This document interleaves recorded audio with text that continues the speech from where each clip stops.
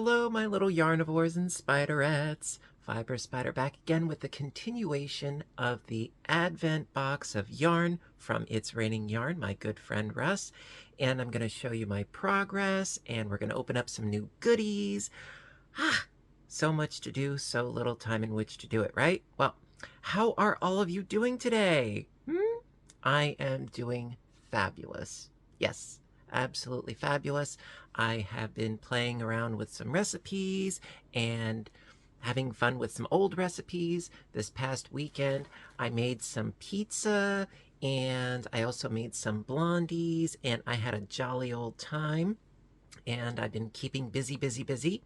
Um, I made another tote bag for my mumsy. And actually, you know what? I'm going to go grab that and I'm going to show you right now.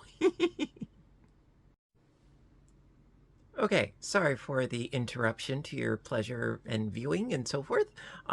Yes, so I decided to make another tote bag, and I picked out the fabric specifically for my mum. And I hope she's gonna like it. And I know she doesn't watch this channel at all, so, just don't tell her, okay? um, so this is the bag that I made for my mum, and she loves batik fabrics, and she loves hummingbirds. It's one thing that we are able to feed in the area. We can't have regular bird feeders because of the seed and the potential of squirrels and so on and so forth, but we can have hummingbird feeders, not this time of year, of course, but so I made this, and I think it is kind of nice, and I did line it as well, and on top of that, I added pockets to this particular version. So this is the inside. So I made some lined pockets. Actually, you know what would probably be a little bit easier? Flip it inside out so that you can see it even better. So this is technically the inside of the bag. So on one side of the bag, we have a fairly substantial pocket. And then on the other side, I have an even more substantial pocket. Actually, on this side, I was thinking about sewing down the center so that it would be two small pockets that were conjoined. Just really, really simple kind of stuff. Really had a lot of fun making this. I did this in about, I want to say an evening. Wasn't that bad. And I rather enjoyed doing it. And on top of that, I was thinking, if you guys are interested, now I know there's 1,000,001 videos on how to make tote bags, but I was thinking, if you guys are interested, that I might do a tutorial on how to make one. Pretty darn simple. It's a lot of straight stitching, and the way that I make them, you don't need interfacing or webbing or all sorts of craziness, just fabric and your sewing machine. Or if you're really industrious, you could do it by hand. So if you guys are interested, let me know. And among other things, also I have been delving a little bit into board games, actually, and I found one that I think you guys might find interesting, and I was thinking about doing a video on that relatively soon. And the neat thing about it is that you can play it with 1 to 4 players, which is kind of cool. So if I want to, I can play on my lonesome or with somebody else if I ever have company. So that is potentially yet to come. And I've got a cookie recipe that I want to show you guys relatively soon, in time for Thanksgiving, for those of you that celebrate. Otherwise, it's just a dang good cookie. And last but not least, of course, as far as things that I've been working on, my project. Yes, it has grown substantially. So this is where I started from with the corner to corner join as you go squares. I started with this square, and then I just kept going and going and going, and I am really liking the results very much. and I only have 3 ends that I didn't sew in yet. I got rid of all the other ones. I sewed them in. I was a good boy, and I did it. I did a bang up job. I'm pleased with myself so far, but we have more bags to open naturally, and I do like having the variety. So I think today we're going to open up another 6 more days worth. That way I can fiddle and arrange and so forth. It's like, if I only opened, like one day, it's like I wouldn't even be able to get 3 squares wide because each day of the Advent box, it's 2. So if I have, let's see, 2, 4, 6, 8, 10, 12, so I can add 12 more squares onto here. So it is going to be 4 tiers of blocks longer than it is currently now. So I like having the variety so I can sort of shift and plan things a little bit better. At any rate, you know what? Enough of my yimmer yammering. Let's open some stuffs. I mean, as far as my yimmer yammering goes, though, I like chatting with you guys. What can I say? So, day number 13. We've got days 13 through 18 today. Or is it 19? 1, 2, 3, 4, 5, 6. 13 through 18. Excusez-moi. So, and I also have a couple of little gift bags that I'm going to open up as well. And we will take a look-see.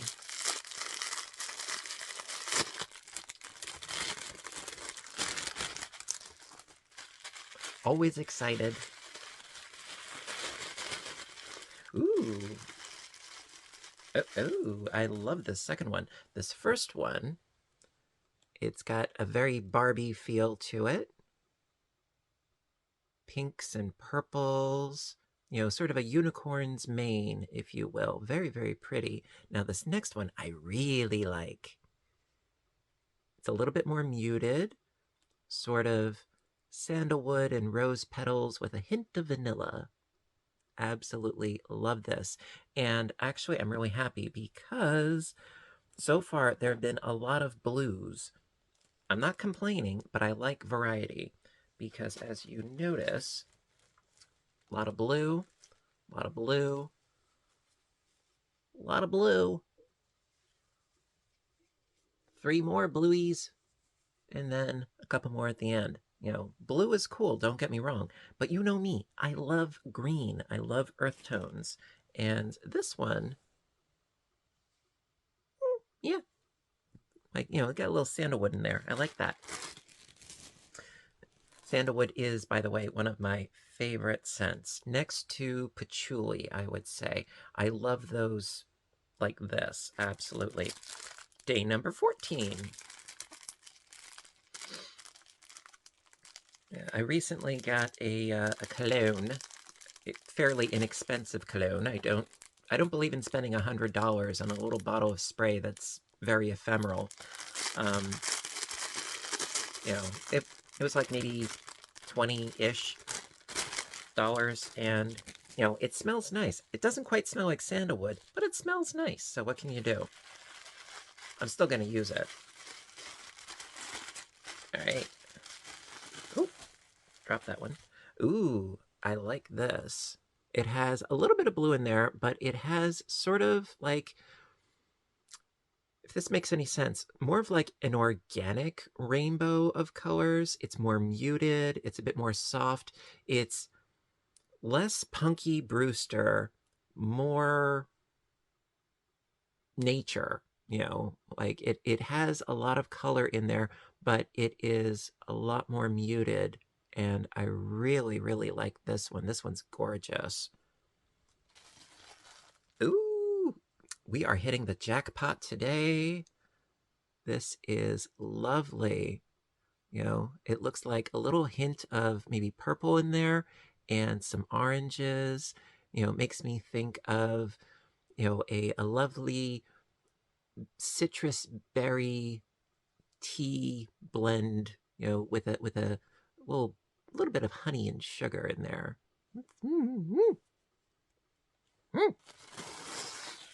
I always have so much fun, like trying to interpret the yarns because they don't have any names on them, so I get to create my own sort of analogies and associations. Yes, like word associations, if you will. Okay, so let's open. You know what? Let's open a gift. Now, this one has piqued my curiosity. I have not a clue what it is, but it seems like there's maybe some sort of cardboard thing going on in there, and I'm thinking it might be a pencil. We did get erasers last time. Let's see.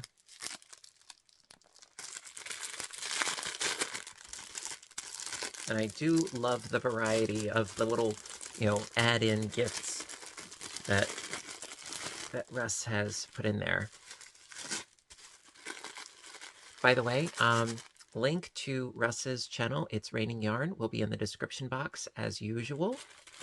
This is not sponsored, but if you guys are interested and if he has any left, stop on over, say hello.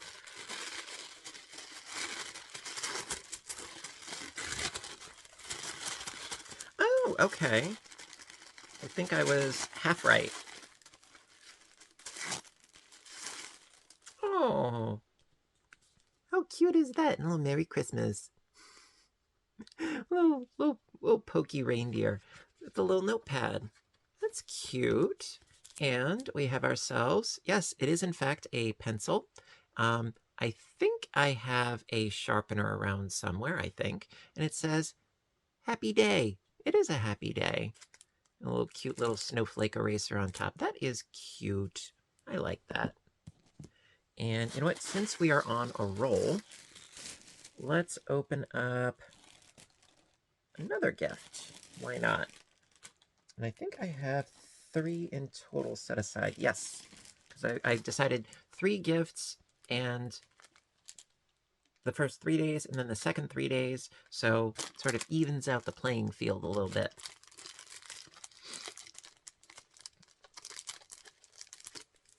Okay.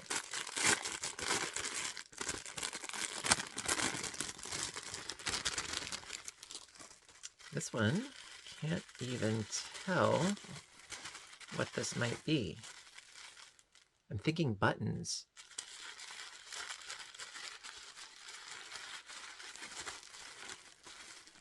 Or maybe stitch markers. Ooh! Ooh, these are great. They are, in fact, buttons. Little buttons, yeah. And it says, handmade with love. That's cute. Actually, you know what? It's funny that I got these because I was thinking about making buttons. I was researching a little bit on how to make buttons and various means and ways of making buttons. I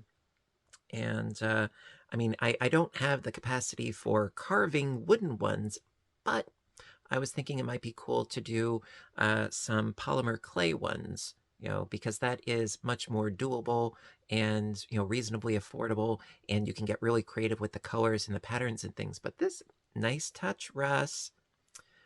You're doing great with these. You got a nice little hodgepodge selection going on here. I like very much. And then got one more gift, and then we'll open up the rest of the yarn. Well, the next 3 days, that is.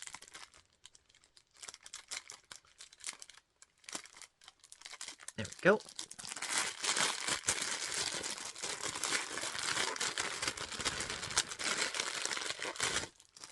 All right, and what are you?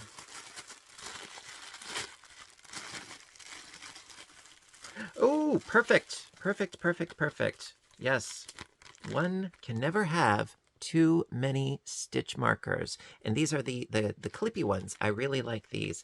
And I see another tag, or 2 actually, that says handmade with love as well. Got 2 of them in there. That's really cool.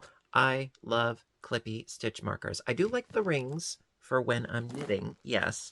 But as far as crocheting, you need the ones that can open and close. So those are really cool. They're brightly colored. They work like a charm. I have a bunch, but you can never have too many of them. Let's be real here. At any rate, let's open some more yarn. It's a field day. Let's go. Okay, so in my infinite wisdom, I thought that we had opened up 3 days of yarn. We only opened 2, so I've got 4 bags left. So let's get on it, shall we?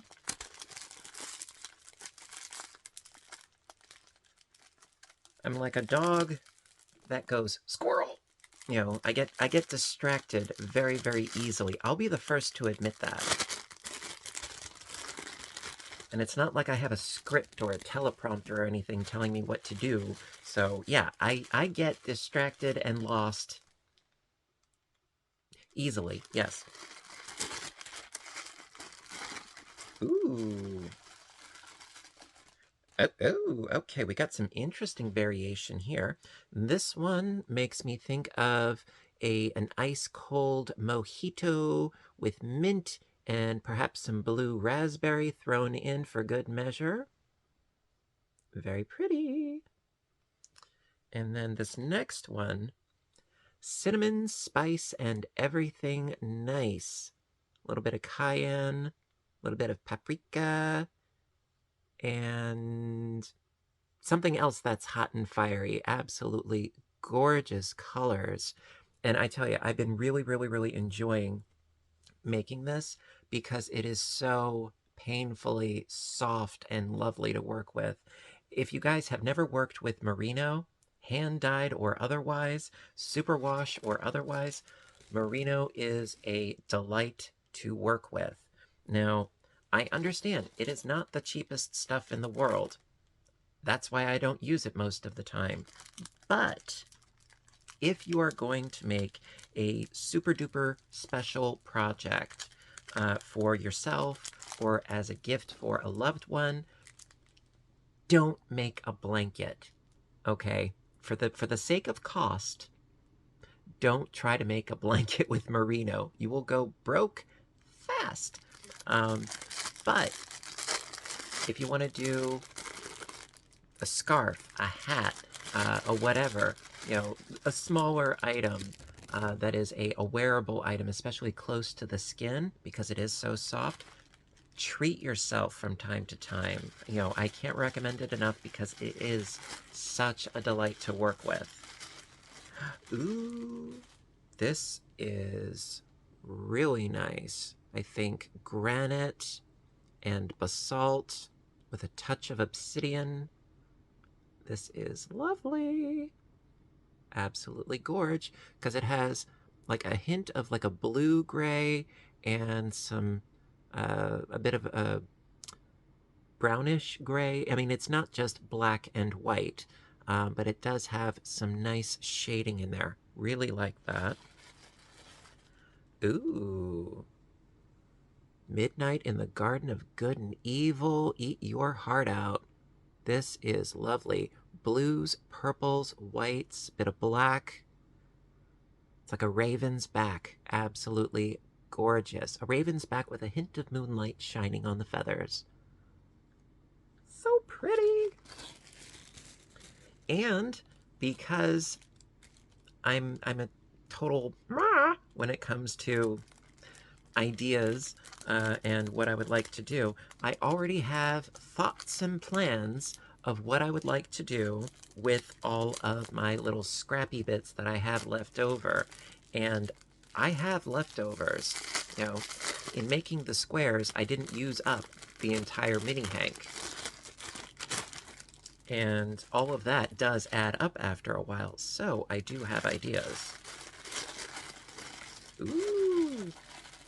Ooh, okay, these are like kissing cousins right here. One's more of like I would say like a greenish, where one's more of a bluish. See, like for instance, as gorgeous as these are, and they are gorgeous, I would try not to put them right next to each other. Maybe catty corner as far as the squares are concerned, but I wouldn't have them like right next to each other, either side by side or one on top of the other. They're so similar. That's why I like the idea of opening up a number of days worth. That way I can separate these two. That way they can shine brighter separate as opposed to fighting for attention right next to each other. It's how my brain works. It's the same sort of thing with when you have a really gorgeous stitch that's really textured or very lacy, and then you have this really gorgeous yarn with all these beautiful colors running through it. It's one or the other, because if you put a really gorgeous yarn with tons and tons of colors alongside of a gorgeous stitch with a lot of texture and lace, they're going to fight. They're going to clash with each other.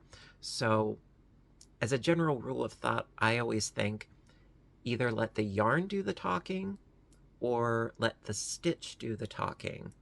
You know, they're both going to fight for dominance in their way. So I would say, you know, if you have a really loud, vibrant, colorful wah yarn, then do a simple stitch so that the yarn can shine. If you have a really elaborate stitch, make it a plainer, solid, one color yarn so that the stitch can do the talking. In my opinion, it's all about balance. This is just something, you know, that I've come to think of as something that works. What's your experience?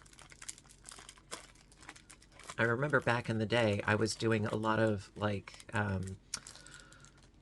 heavily textured stitches like the basket weave, and I was using variegated yarn. It got lost. You know, the basket weave got totally lost by the variegated yarn, and I was sort of like, why isn't this working? And then I'm like, oh, yeah, that makes sense. Ooh, another really pretty one. Oh, okay, again, these two, again, they're sort of like kissing cousins, if you will. You know, this one has a really gorgeous variegation of blue and green and a little bit of gold in there, and this one has a lot of purple. And the thing is, obviously, yes, they are two different hues, but their value is very similar in scope. So I think I might try to like separate these a little bit as well. But out of all that we have, my goodness, we have such a lot to work with. Now, sort of a quick overview, because we have some cooler tones and we have some warmer tones. And I would say it's just about, I want to say maybe 50-50 actually, because I've got these, which are definitely of the warmer variety, okay?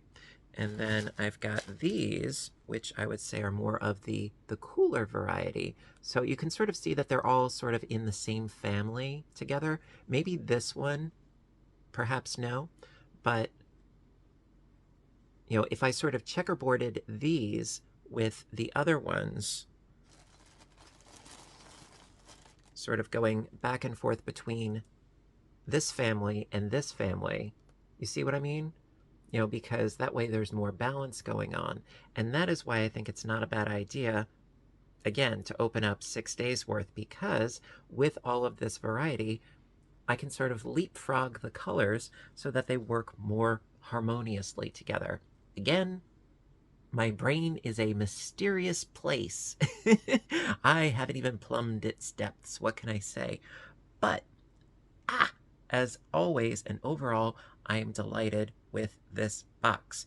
And from what I understand, Russ is already planning next year. I think it's a little premature, and I think he should give himself like a month off, but he's already plotting and planning next year, which, yeah, I think that's kind of smart. You know, that way he'll have everything all ready and squared. I hope I'm not giving away too much information, but if he's going to be doing this again next year, I think I very well might do it again because I'm having a veritable blast. So, there you are.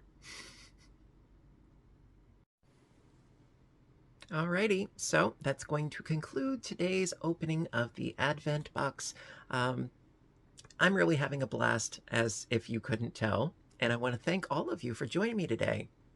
If you're enjoying the series or my videos in general, please give a little thumbs up button down below. You know that I appreciate your appreciation as always. And hit the subscribe button, because whether it's a video like this or an audiobook narration or cooking or origami or what have you, I post about 3-ish times a week. I try to space it out hither, thither, and yon with a bit of variety and whatnot. And also, of course, if you aren't familiar, I have another YouTube channel, Fiber Spider Games, where I do video game playthrough and commentary. Right now, I'm at the tail end of playing one called The Lies of P, as in Pinocchio. It's dark, it's creepy, it's kooky. It is not Disneyfied whatsoever. Oh no.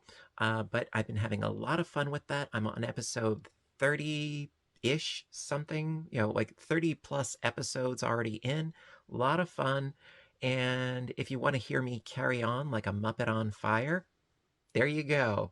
I have a lot of fun, but what I lack in talent with playing video games, what I lack in talent and skill, I make up for with snarky comments and tenacity. I am very persistent.